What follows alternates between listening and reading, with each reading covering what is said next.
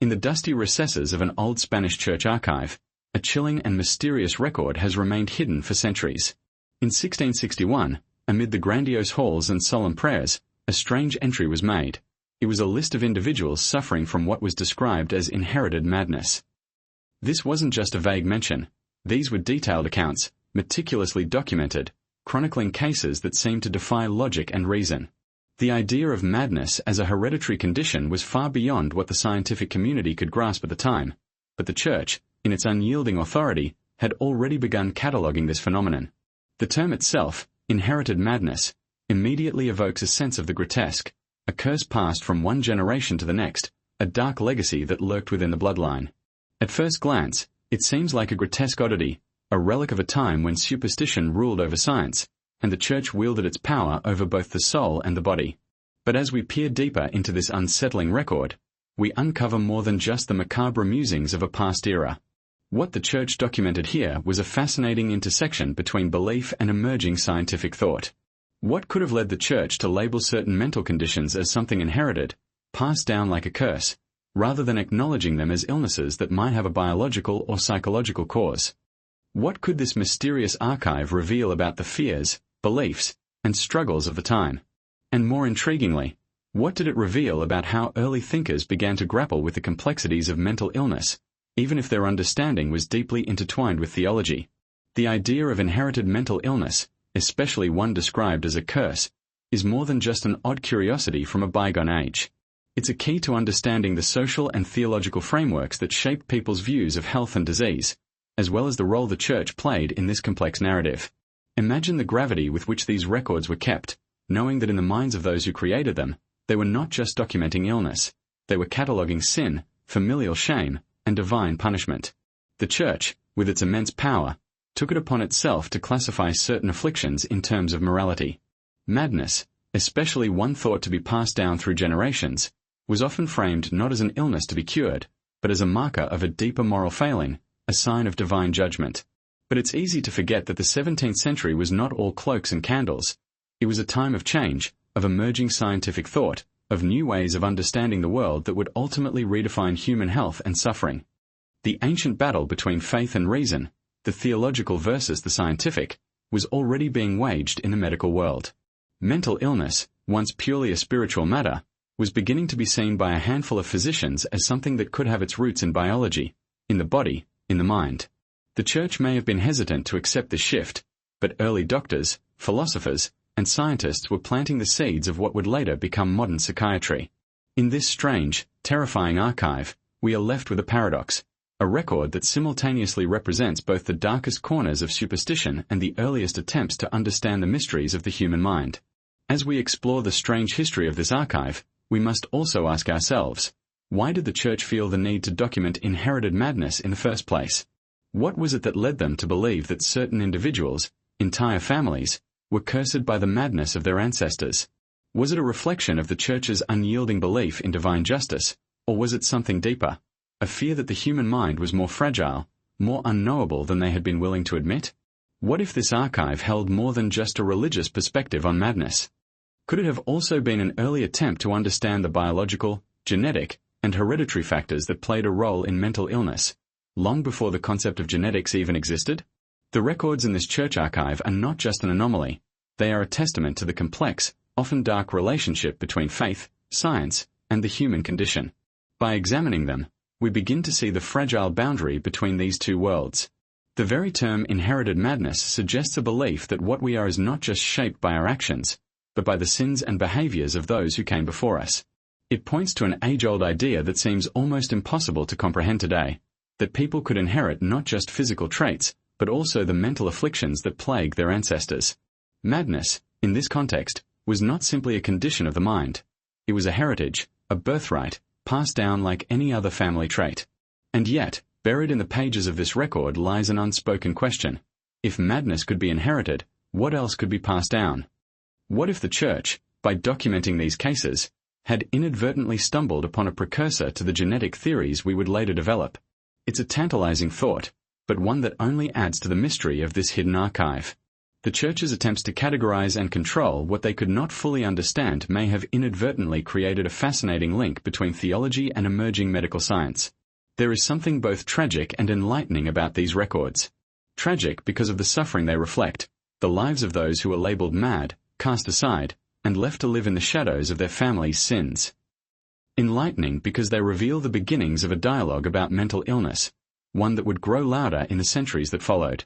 The Church may have been trying to explain the unexplainable, but in doing so, they unwittingly documented the complexities of the human mind long before the tools and knowledge were available to truly understand it. This is the paradox that makes this story so captivating. A church, an institution built on faith, attempting to understand a phenomenon, mental illness, that was beyond their theological reach. And yet, in their attempt to control, define, and explain it, they may have laid the foundation for a more enlightened understanding of the mind. The inherited madness documented in these ancient records may have been misunderstood in many ways, but it also represented an early, albeit flawed, attempt to make sense of something far more complex than anyone at the time could fully comprehend. As we delve deeper into the story of these individuals and families, we are left with more questions than answers. The records themselves are fragmented, pieces of a puzzle scattered across centuries. But they are also an invitation to explore the history of how society, medicine, and religion have tried to grapple with the most mysterious and terrifying aspects of the human condition.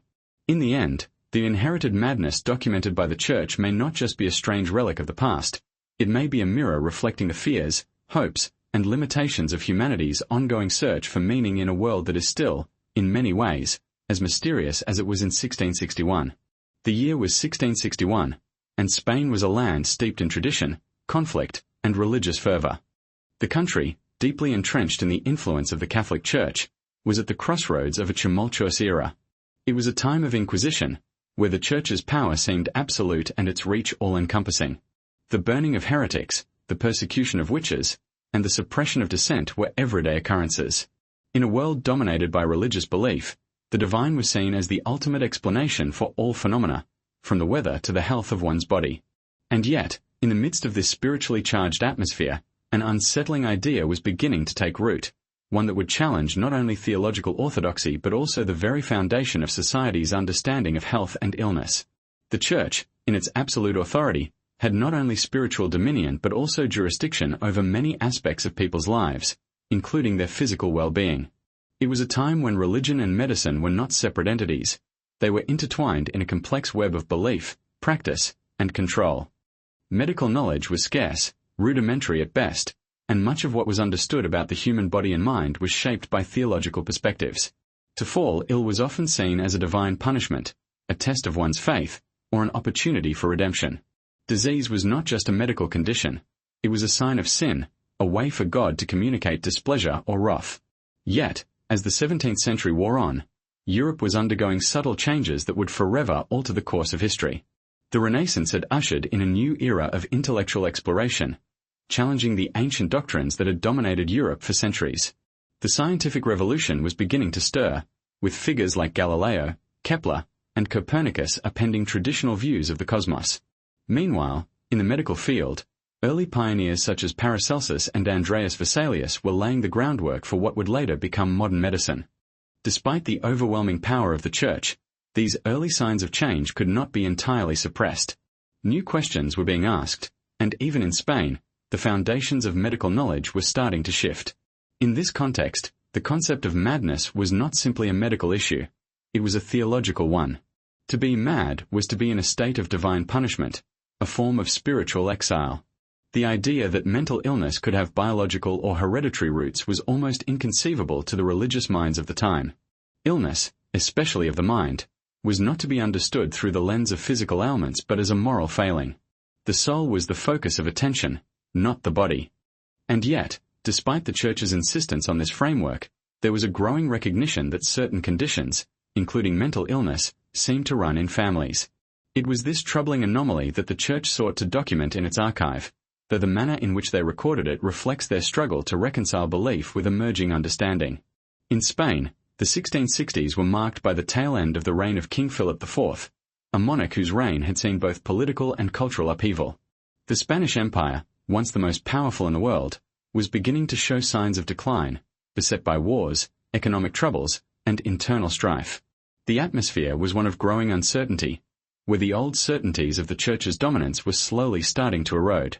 And in the face of these challenges, the Church doubled down on its influence, asserting its power over not only the lives of the faithful but also the medical and scientific inquiries that sought to make sense of the human condition. This was also the time when the Inquisition was at its peak, its agents hunting down heretics and witches with religious zeal. Spain was fiercely protective of its Catholic identity, and the Church, in its efforts to maintain control, saw any deviation from accepted doctrine as a threat to the very fabric of society. The Inquisition's scope was vast, its influence far-reaching. It didn't just target those who threatened the Church's teachings on faith and doctrine. It also sought to control knowledge itself. Theological disputes were often treated as matters of life and death, as heresy was equated with treason. It was in this climate that the ideas of mental illness and heredity were treated with such suspicion, for to consider such afflictions beyond divine intervention was to challenge the very authority of the Church. The archive itself, hidden deep within the vaults of the Church, was a secret document, a record of families who had been marked by madness, whose afflictions were described in ways that modern readers might find bizarre. But this was not simply a collection of medical diagnoses. It was a reflection of the Church's own struggle to comprehend what it could not control. Madness was not something that could be easily categorized.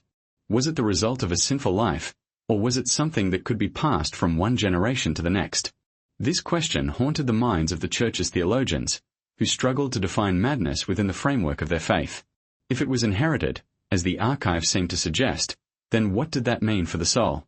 Was the madness a punishment passed down through generations, a divine retribution for the transgressions of ancestors? Or was it something else, something that could not be explained through the lens of theology alone? The language of the archive reveals much about the times.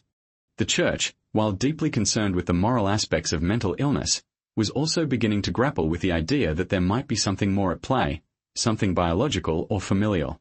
The idea of inherited madness suggested that mental illness could be passed down from parent to child, as if it were a curse, a trait encoded in the very bloodline. This concept of inherited affliction, though far from being grounded in modern science, reflects an early understanding of the idea of heredity, a precursor to the genetic theories that would eventually emerge centuries later. But this was a time long before the advent of modern genetics or any real understanding of the human brain. The Church, though, could not simply ignore these troubling patterns. They had to find an explanation, and so they turned to the language of sin and divine judgment. In this way, the archive serves as a fascinating window into the intersection of early science, theology, and the human experience. It reveals the complexity of how illness was understood, not just as a physical condition but as a moral one. For the Church, to be afflicted with madness was not just a matter of health, it was a spiritual crisis. The family's fate, according to this worldview, was tied not just to their physical condition but to their eternal souls. And so, these individuals, trapped by their affliction, were not only cursed by their bloodline but condemned in the eyes of both the Church and society. What this archive shows us, then, is more than just a record of illness. It offers a glimpse into the heart of an era where belief and science were at constant odds, where questions about the nature of the human mind were framed not in terms of biology or medicine, but in terms of sin, punishment, and divine will. It is in this delicate balance, this tension between faith and reason, that the history of mental illness begins to unfold. The document, seemingly an innocuous church record, holds within it the seeds of a much larger story about the evolution of our understanding of the mind, a story that would span centuries, cross disciplines, and eventually lead to the modern field of psychiatry. Yet, in 1661, the Church was still far from that understanding. The answer to the mystery of inherited madness, it seemed, would not come from a doctor's office or a laboratory but from the pages of sacred scripture and the whispering halls of the Inquisition.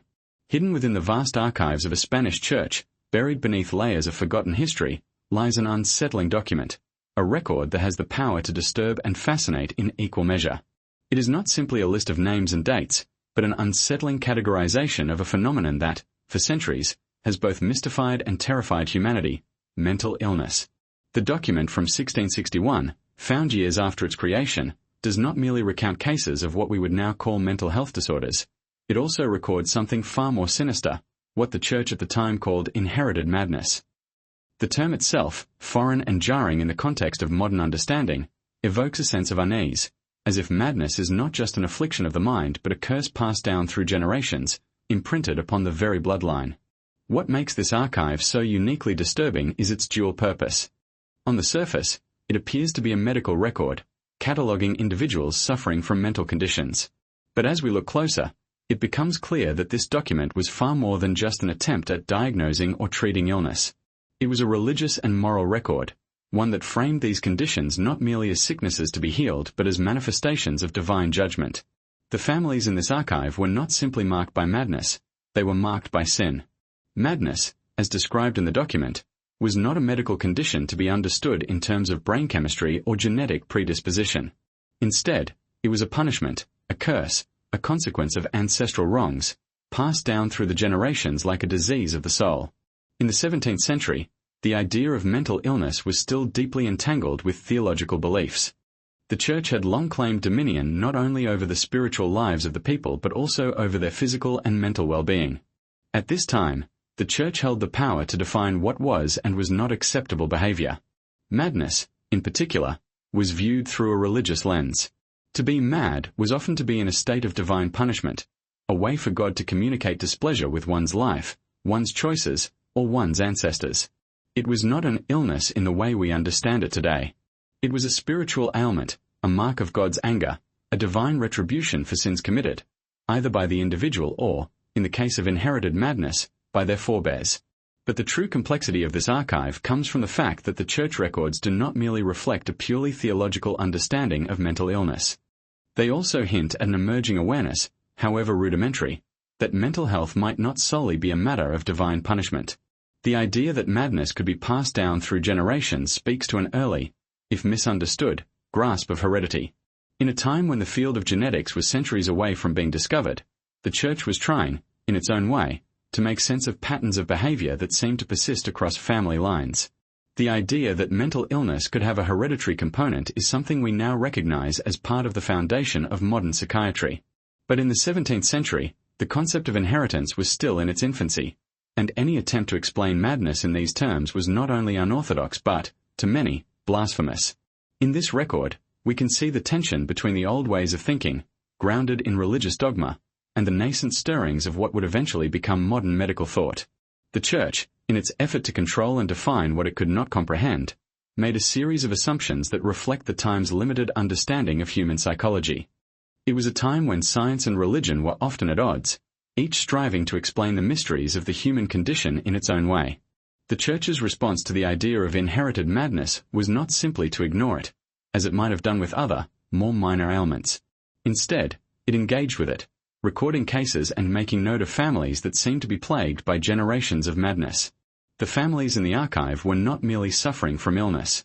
They were seen as part of a larger moral narrative, one where the sins of the father were visited upon the children. Madness, in this framework, was not just a personal affliction but a spiritual inheritance, a sign that the family itself was tainted by sin. To be marked by madness was to be marked as unclean, unworthy, and cursed. Families afflicted in this way were ostracized, isolated, and often left to suffer in silence, as their misfortune was not only seen as a personal tragedy but as a reflection of their moral failings. This way of thinking, however troubling, was rooted in an ancient belief that mental illness, like other forms of suffering, was a reflection of divine will. The Church, in its role as the arbiter of truth and moral order, saw mental illness as a sign that something had gone wrong in the divine order. If madness could be inherited, then it meant that the divine punishment for sin was not just an individual matter but a familial one. The sin of the parents was passed down, not only through their actions but through their very bloodline. This understanding of inherited madness represents a complex fusion of religious doctrine and early, though flawed, ideas of heredity and biology. It is here that we see the first faint stirrings of what would later become our modern understanding of the genetic transmission of mental illness. The inclusion of inherited madness in the Church's records speaks to a larger societal fear of the unknown. In a world where medical knowledge was still rudimentary and often intertwined with religious beliefs, mental illness was a mystery that defied easy explanation. To give it a name, inherited madness, was an attempt to make sense of this mystery. But by framing the affliction as a curse, the Church was also reinforcing its power over the lives of the people.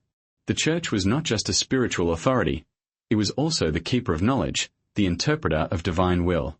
To be marked as mad was to be marked as unworthy in the eyes of both God and society. The very idea of inherited madness speaks volumes about the worldview of 17th century Spain.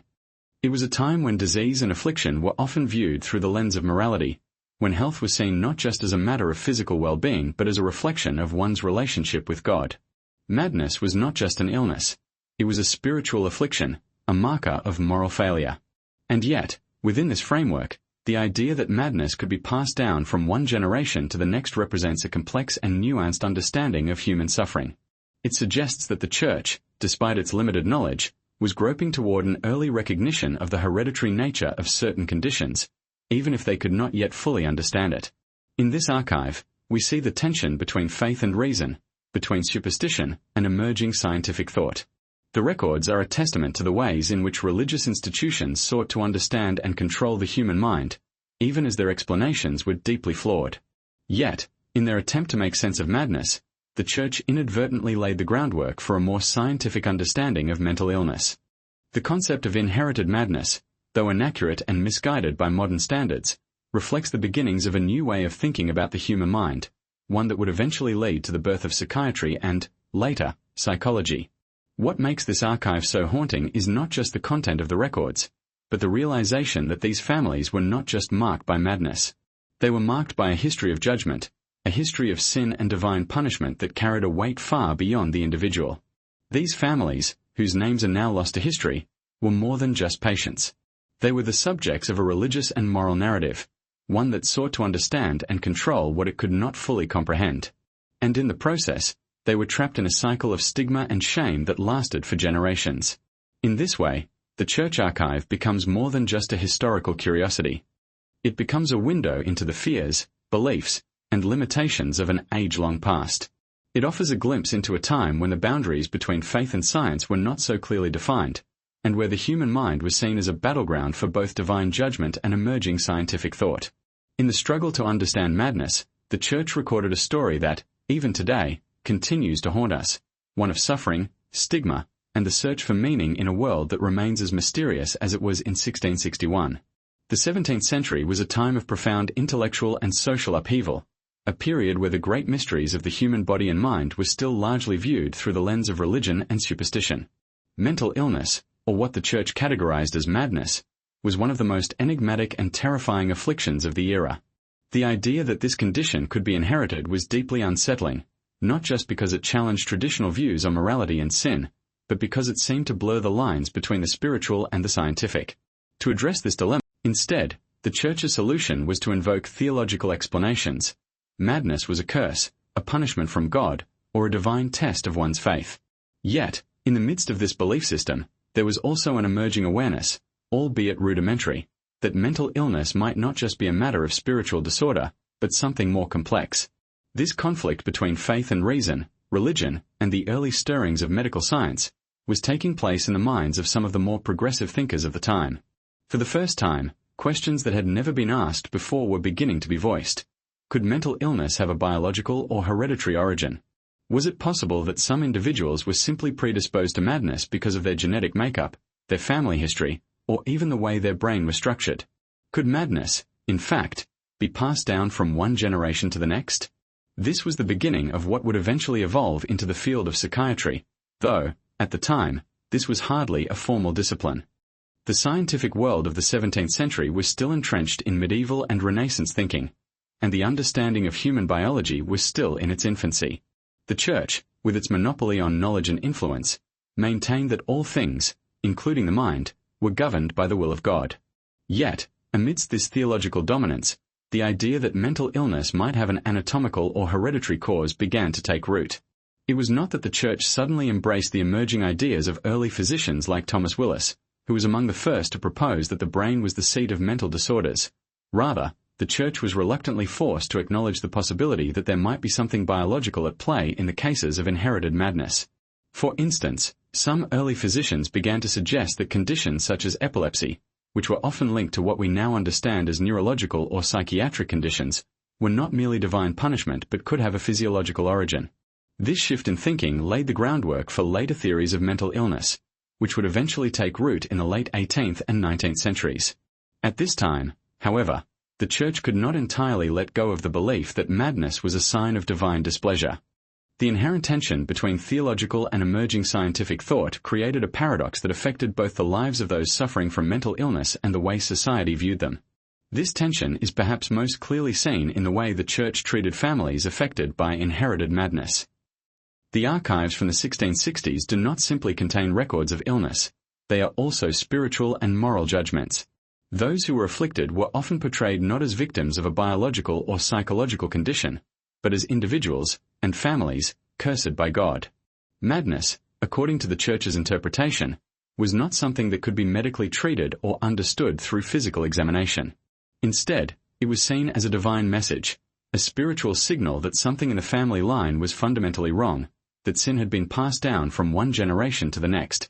The very idea that madness could be inherited suggested that divine retribution was not only a personal affair but something that could haunt entire bloodlines, visiting the sins of the parents upon their children. It was here that the conflict between the Church's spiritual interpretation of illness and the nascent medical perspectives on mental health became most apparent. Doctors, many of whom still adhered to humoral theory and ancient medical practices, were beginning to see patterns of mental illness that could not be explained solely by sin or spiritual imbalance. These early medical practitioners, though lacking the tools or knowledge to pinpoint the exact causes of madness, started to ask questions that went beyond theology. They began to consider the possibility that certain disorders, especially those that appeared to run in families, might have a biological or genetic component. This was revolutionary at the time, and the Church, while reluctant to fully embrace this idea, could not entirely ignore it. The concept of inherited madness in the Church's records seems to have been an early attempt to reconcile the idea of hereditary illness with the doctrine of divine punishment. But there was a deeper problem. As the Church struggled to interpret these new and troubling cases, it found itself caught between the old view that madness was a spiritual failure and the emerging medical view that perhaps madness was, in part, the result of physical conditions. Some early physicians were beginning to suggest that what the Church labeled as madness might be rooted in the brain's physical structure or function, an idea that would not fully gain acceptance until centuries later. The challenge for the Church, however, was how to reconcile its theological teachings with the slowly emerging ideas of mental illness as a medical condition. The tension between these two perspectives was not just intellectual, it had real-world consequences for those suffering from mental illness. For the families recorded in the Church's archive, being diagnosed with inherited madness was not merely a medical issue, it was a social and spiritual condemnation. The stigma associated with madness was profound. Families were often ostracized, viewed with suspicion, and even feared. They were seen not just as victims of an illness, but as bearers of a moral stain. If madness was inherited, it was a sign that the family was fundamentally flawed, cursed by generations of sin. The individuals afflicted with mental illness were not simply seen as sick, they were often viewed as damned. The social isolation that resulted from this perception was devastating. Families were torn apart, their reputations destroyed, and their lives irrevocably altered. They became a living reminder of the failure of both their forebears and themselves, a failure that could be passed down through bloodlines and generations. Yet, in this very process of labeling and condemning, the Church inadvertently set the stage for the future of psychiatry. While it struggled to fully accept that mental illness could have a biological or hereditary basis, the idea that madness could be inherited, passed down through families, hinted at an understanding of human biology that was far ahead of its time. What the Church viewed as a curse, modern science would later come to understand as the inheritance of certain genetic traits, some of which predispose individuals to mental health conditions. This moment in history, then, represents a paradox. It was an era of strict religious control and theological certainty, yet it was also a time of intellectual and scientific questioning. The Church's efforts to define and control madness were not merely an attempt to maintain moral order. They were a response to a growing awareness that mental illness was something more complex than divine retribution. It was a struggle that played out not just in the minds of those afflicted, but in the very fabric of society, between the religious and the emerging medical worlds. As this period of history unfolded, the seeds of psychiatry were being planted, even though the true understanding of mental illness would remain a distant hope for centuries to come. The Church's records of inherited madness are not just a curiosity of the past, they are a reminder of how far we have come, how much we have learned, and how much we still have to learn about the human mind. What began as a theological explanation of madness slowly evolved into something far more nuanced, far more scientific. The records from this period may be steeped in religious rhetoric and superstition, but they also mark the beginning of a new way of thinking. one that sought to understand mental illness not just as a matter of sin, but as a deeply human condition. And though the Church struggled to understand it, its very efforts to define and contain madness paved the way for the future of mental health care. The concept of inherited madness found in the Church's 17th century records is a complex and haunting narrative that reveals much about how mental illness was understood in a time when the boundaries between faith and science were not clearly defined. At first glance, the idea that madness could be passed down from one generation to the next seems to suggest a primitive understanding of genetics, but in the context of 1661 Spain, it was anything but straightforward. The families documented in these records were not merely seen as victims of an unfortunate biological quirk. Rather, their affliction was perceived as a consequence of sin, a curse that had been handed down through the bloodlines like a divine punishment. This understanding of inherited mental illness was a fusion of theology and emerging scientific ideas, and the way it shaped the lives of the afflicted families tells a powerful story about the ways in which mental health has been historically intertwined with morality, shame, and social isolation. To understand the concept of inherited madness as it was viewed in the 17th century, we need to look closely at the way mental illness was treated by both the Church and early medical practitioners. At the time, the Church held tremendous power over every aspect of life, including the definition of sickness. To be ill was not simply to suffer physically. It was often seen as a moral failing, an indication that someone had failed to adhere to the teachings of the Church, or worse, had engaged in sinful behavior. Mental illness was no different. Those who were considered mad were believed to have been cursed by God, afflicted by a spiritual failure that could be passed down through generations. For these families, madness wasn't just a medical issue, it was a moral and spiritual one. In the Church's eyes, madness was not the result of a chemical imbalance in the brain or a psychological condition that could be treated with medical intervention. Instead, it was the manifestation of sin, a direct consequence of the actions of the individual or their ancestors. This was a deeply ingrained belief that madness was not something that could be remedied by human hands, but something that only God could either heal or punish. Therefore, the families affected by this inherited madness were seen as cursed, not only because they were suffering from mental illness but because their ancestors had presumably engaged in sinful behavior that had left a permanent mark on their descendants. What makes this view so particularly tragic is that the individuals and families marked as mad in these records were often ostracized, not just because of their mental illness, but because of the belief that they were bearing the consequences of ancestral sin. Madness was seen as something that had been passed down through the family, and as such, entire bloodlines were stigmatized. The social isolation that resulted from this belief was profound. These families were not merely suffering in silence from the effects of mental illness, they were forced to carry the shame of generations of supposed moral failure. Their lives became defined not only by their mental health struggles but by the weight of societal rejection, which was often more devastating than the illness itself. What is most striking about these historical records is the eerie parallel to modern understandings of genetics and hereditary conditions. Today, we know that mental illnesses such as schizophrenia, bipolar disorder, and certain forms of depression can run in families. There is a growing body of scientific evidence supporting the idea that genetic predisposition plays a role in the development of many mental health conditions. However, in 1661, the Church had no understanding of genetics or biology in the way we do now. The idea that traits could be passed down through families was a foreign one, and any attempt to explain mental illness through such a framework was met with suspicion and fear. Instead, the Church focused on the idea that madness was a result of divine will, a manifestation of spiritual punishment that could befall the generations of a sinful family. Thus, the term inherited madness was not just a medical diagnosis, it was a theological one. What does this mean for the families documented in these archives? It meant that their very existence became entangled with a divine narrative. They were not just individuals suffering from an affliction, they were the embodiment of ancestral failure. Madness, in their case, was not an illness that could be treated with compassion or medical intervention. It was a curse that they had inherited from their forebears, a punishment that they were doomed to carry until their own death. In many ways, these families were trapped in a cycle of social and spiritual condemnation. They could not escape their history, nor could they break free from a shame that followed them. Their madness was not just personal, it was communal, a reflection of the family's collective moral failing. The stigma surrounding these families was compounded by the Church's refusal to treat mental illness as a legitimate medical issue. Instead, the Church continued to frame madness as a spiritual problem, one that could only be addressed through prayer, penance, and divine intervention. As a result, These families were subjected to public shame, being paraded as examples of divine judgment. The records suggest that some families were even exiled or forced to live in isolation due to their perceived curse.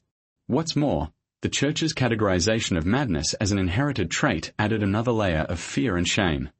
If madness was inherited, it meant that these families would continue to pass down their affliction to future generations. The idea that madness could be a family legacy turned these individuals into pariahs in their own communities, trapped by a destiny they could neither escape nor control. At the same time, there were early medical practitioners who were beginning to entertain more progressive ideas about mental illness. Although the field of psychiatry as we know it today had not yet been established, certain physicians were beginning to explore the idea that mental illness might have a physiological, rather than purely spiritual, cause. Some were even beginning to suggest that conditions like madness could be passed down through families, though they could not yet explain why. The idea that mental health could have a genetic basis was still very much in its infancy, and the medical community was not yet able to distinguish between the spiritual and the biological. However, these early attempts at understanding mental illness from a scientific perspective were not yet widespread, and many of the Church's leaders remained resistant to the idea that madness could have anything to do with biology. Nevertheless, these early medical pioneers did plant the seeds of what would later become modern psychiatry and psychology. The idea that mental illness could be inherited, whether through biology, genetics, or some other unknown mechanism, was revolutionary at the time. But because the Church maintained such a powerful grip on knowledge and medical practice, these ideas were slow to gain traction. The families documented in the Church's records were caught between these competing understandings. On one hand, they were treated as spiritual failures, cursed by the sins of their ancestors. On the other, they were increasingly seen as the victims of an unknown, potentially inherited condition. The social isolation these families experienced was a result of more than just fear of the unknown. It was driven by a deep cultural need to assign blame and to impose a moral framework on illness. Madness, in the minds of many, was not just a medical condition. It was a sign of moral weakness, a failing that could not be ignored. The idea of inherited madness further entrenched this belief, suggesting that some families were doomed from the start. The burden of this stigma was borne not just by the individuals who suffered from mental illness, but by their children, their grandchildren, and even distant relatives who had done nothing to deserve the label. In the end, the term inherited madness is a tragic reflection of the ways in which mental illness was misunderstood in an age where faith, not science, determined the course of human knowledge. It reflects a time when families affected by mental illness were viewed not as individuals in need of care, but as embodiments of divine punishment. The long shadow of this stigma followed them for generations, as their madness was passed down, not just in their genes, but in the social and spiritual judgments placed upon them by society and the Church. The label of inherited madness turned their lives into a curse that extended far beyond the individual to the entire family line. As we delve deeper into the concept of inherited madness and its impact on the families recorded in the Church's archives, we come face to face with the terrifying reality of social and religious stigma. The families who were labeled with this affliction were not simply dealing with a medical condition. They were ensnared in a moral and spiritual narrative that cast them as cursed and doomed. Madness, in the eyes of the Church, was more than just an illness of the mind. It was a sign of divine displeasure, a punishment for ancestral sins that could not be escaped. The concept of inherited madness had profound consequences not just for those suffering from it, but for their entire lineage, leaving them trapped in a cycle of shame and isolation that transcended generations. The Church, in its determination to maintain control over both spiritual and physical aspects of life, viewed mental illness through a lens that was deeply entwined with theological teachings. To be mad was to be seen as morally flawed, spiritually broken, and in need of divine redemption. For the families who were marked by madness, there was no escape from this theological framework. They were not treated as individuals who had fallen victim to an affliction of the mind. Instead, they were viewed as the embodiment of divine wrath. This view reinforced a social hierarchy that judged individuals not based on their actions or character, but on their inherited status, their bloodline, and their perceived moral failings. The concept of inherited madness made these families particularly vulnerable. If madness was a curse passed down through generations, it meant that the very act of being born into a family with a history of mental illness was a mark of moral failure. The children of those afflicted were seen not as innocent beings, but as the inheritors of their parents' sins. The very idea of inheritance itself implied that there was no way to escape this fate. For the families in the archives, There was no possibility of redemption or reprieve from the cycle of madness. They were trapped in a predestined fate that followed them from one generation to the next. The social consequences of being labeled with inherited madness were dire. These families were often ostracized from their communities, cast out as dangerous and unworthy of association. In a time when social cohesion was paramount, being excluded from the community was devastating. These individuals and their families became pariahs, forced to live in the shadows, away from the support and protection of the larger society. The stigma of madness, combined with the belief that it was inherited, made it nearly impossible for these families to integrate back into society. The very idea that they were cursed by their bloodline meant that their existence was framed by a tragedy that was not of their making but was thrust upon them by forces beyond their control. For these individuals, life became a constant struggle to prove their worth in a world that saw them as spiritually and morally defective. They could never escape the shadow of their perceived inherited sins. Madness was not just an illness, it was a permanent part of their identity, a mark that defined them in the eyes of others. The concept of inherited madness served as a powerful social mechanism that reinforced the power of the church to define not just spiritual purity but also social worth. If one could not prove their moral and spiritual purity, then they were relegated to the margins of society, where their value was reduced to their affliction. But the implications of inherited madness extended beyond the families themselves. It also reflected a larger societal fear of the unknown and the uncontrollable. The concept of inherited madness represented the deeply held belief that human beings were not just the sum of their actions and choices, but also the products of their bloodlines. This idea, though rooted in religious and theological teachings, was beginning to intersect with the earliest stirrings of scientific thought. As the church clung to its traditional beliefs, some physicians were beginning to propose that mental illness might have a genetic or physiological basis. Though their ideas were in their infancy and often lacked the scientific rigor that would later emerge, these early ideas began to chip away at the church's grip on the understanding of mental illness. These early medical theorists suggested that mental illness, like many other conditions, might be inherited through the family line, passed down from parent to child in a manner that was independent of moral conduct or spiritual failure. This notion, though rudimentary, opened the door to a new way of thinking about the human mind, one that would eventually lead to the modern understanding of genetics and mental health. But in the 17th century, this was still a fringe idea, one that was met with resistance by the church. The church, with its absolute authority over knowledge and social norms, was not quick to embrace such ideas. Instead, it continued to treat madness as a spiritual problem, one that could only be understood through the lens of theology. The struggle between the church's traditional beliefs and emerging scientific ideas created a tension that played out in the lives of the families affected by inherited madness. While the church continued to impose its theological framework on these families, the medical community was slowly beginning to develop a new way of understanding mental illness. This tension was not just intellectual, it had real-world consequences for those affected. The families caught in the crossfire of these competing worldviews were left in a state of uncertainty, unable to find the help they needed from either the church or the medical community. They were caught between the spiritual condemnation of the church and the incomplete and often misunderstood ideas of early medical practitioners. For the families themselves, the confusion and stigma were compounded by the fact that they had no way of understanding their affliction in a way that made sense within their cultural and religious context. If madness was not a spiritual punishment, then what was it? Could it be a curse? Could it be biological? And if it was inherited, then did it mean that they were doomed to suffer forever, caught in a cycle of familial madness? These questions, with no clear answers, left these individuals trapped in a labyrinth of doubt, fear, and shame. Moreover, the church's refusal to fully embrace emerging medical ideas only served to deepen the suffering of those affected. While early physicians were beginning to explore the idea that madness might be related to brain chemistry or hereditary factors, the church continued to hold fast to its view that mental illness was a matter of sin and divine punishment. This refusal to consider the biological and genetic aspects of mental illness ensured that these families continued to be seen as morally defective, regardless of any medical explanations that might have been emerging. They were trapped not only by their affliction but by a system that refused to acknowledge the complexities of the human mind and body. The legacy of this period of history can still be felt today in the way mental illness is often perceived. Although we have made great strides in our understanding of the biological and psychological factors that contribute to mental health conditions, the stigma surrounding mental illness remains a powerful force in many societies. The belief that mental illness is a moral failing or a sign of personal weakness continues to shape the way people with mental health issues are treated, often leading to social isolation, discrimination, and a lack of support.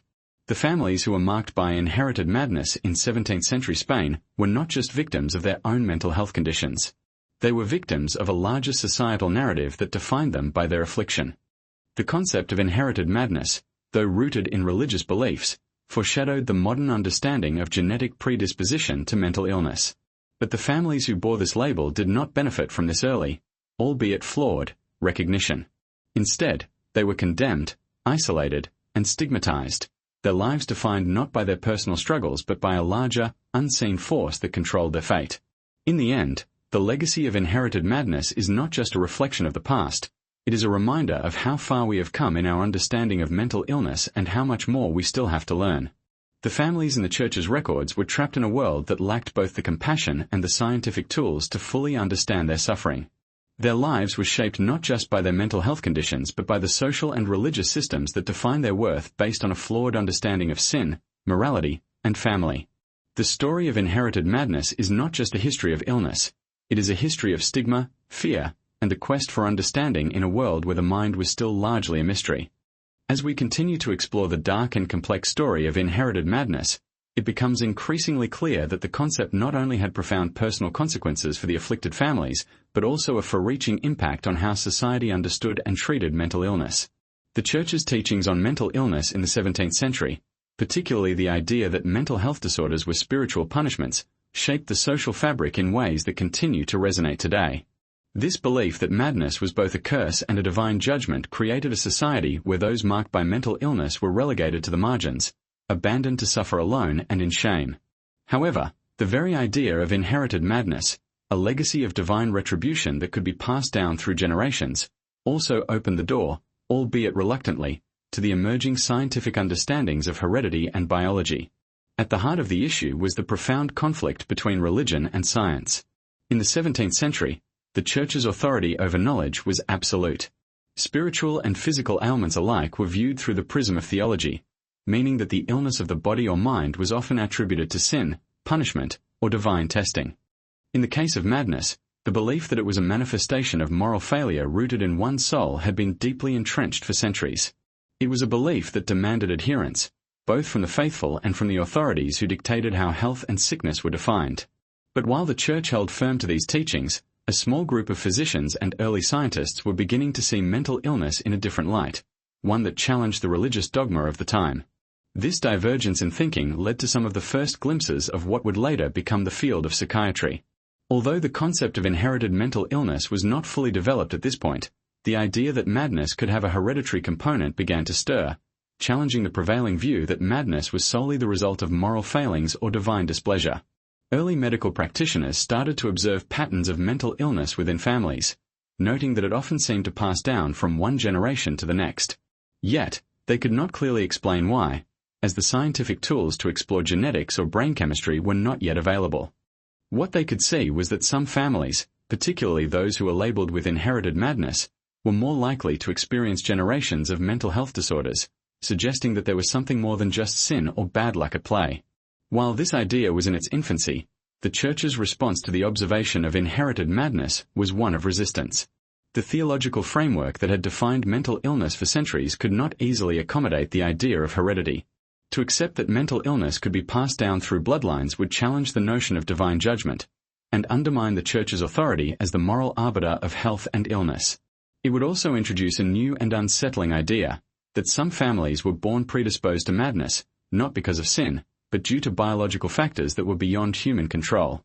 This would open the door to the recognition that mental illness could be as much a part of the human condition as physical illness, something that had its roots in biology, not just in moral failure.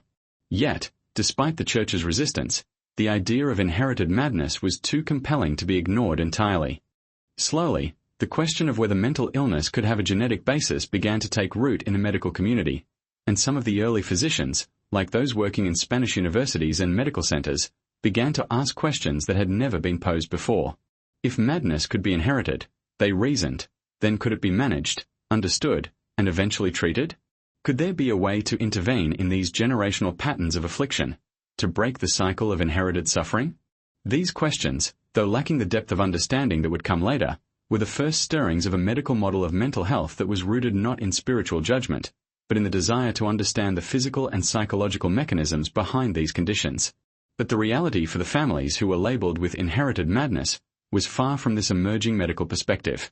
For them, the idea of madness as an inherited curse carried with it profound social and psychological consequences. The stigma of madness was not just about the individual sufferer but also about the family as a whole. In a time when familial reputation was everything, being marked by madness meant being seen as unclean, immoral, and even dangerous. The societal isolation that resulted from this label was crushing. These families were pushed to the edges of society, where they were left to suffer in silence, rejected by their communities and often ostracized by their own kin. If mental illness was viewed as a divine punishment, then these families were seen as both tainted and cursed, unfit for the moral and social order that the Church sought to enforce. The social consequences of being labeled with inherited madness extended beyond personal suffering. These families were often denied basic rights and freedoms, including the ability to marry or inherit property. In some cases, the stigma was so powerful that entire bloodlines were erased from history, their names struck from records, their legacies forgotten. To be marked by madness was to be marked for annihilation, not just in the eyes of God, but in the eyes of society. This stigma also extended to any offspring who might have been born into these families. Children of those afflicted with madness were seen as inheritors of the same curse, even before they could demonstrate any sign of illness. The mere possibility that madness might run in the bloodline was enough to condemn an entire generation before they had even a chance to live their lives. In addition to the social stigma, there were practical consequences that came with being labeled as part of an inherited madness family. These individuals were often denied the opportunity to receive proper care, either from the Church or from medical practitioners. The Church, while willing to offer spiritual counseling or perform exorcisms for those suffering from mental illness, had no real understanding of the psychological or physical factors at play. The few physicians who did attempt to treat these conditions often relied on outdated and ineffective methods, such as bloodletting, herbal remedies, or the use of physical restraints. The lack of effective medical treatment, coupled with the pervasive belief that madness was a spiritual failure, left these individuals with little hope for recovery. The individuals labeled with inherited madness were, in many ways, caught in a cycle of suffering that went beyond their own personal experiences. Their condition became a reflection of the perceived failure of their entire family, an unending punishment that spanned generations. The idea of inherited madness, far from offering a way to understand or treat mental illness, became a tool for social control, used by the Church and society to define what was acceptable and what was not. Those who were marked by madness were seen as morally and spiritually deficient, unworthy of the same rights and privileges as those who were deemed normal.